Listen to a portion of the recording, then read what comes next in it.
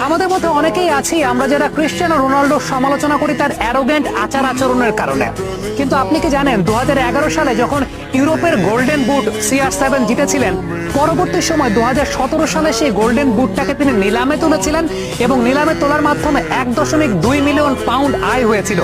যেই আয়ের পুরো অর্থটা CR7 দান করেছিলেন মূলত ফিলিস্তিনের গাজায় মুসলিম শিশুদের স্কুল সংস্কারের জন্য।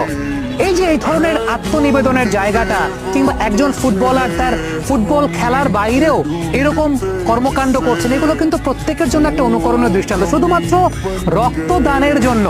রক্তদানের জন্য তিনি শরীরে কোনো প্রকার ট্যাটু অঙ্কন করেন না। আমরা বিশ্বব্যাপী অনেক ফুটবলারকে দেখে যে শরীরব্যাপী ট্যাটু করছেন, এটা একটা ফ্যাশন বা আইকনিক একটা স্টাইল হিসাবে ব্যবহৃত হয়। বাট ক্রিশ্চিয়ানো রোনাল্ডো ট্যাটু ছাড়াই তিনি আইকনিক স্টার। কারণটা হচ্ছে তিনি ট্যাটু গ্রহণ করেন না, এই কারণে তিনি রক্ত দিতে পছন্দ করেন।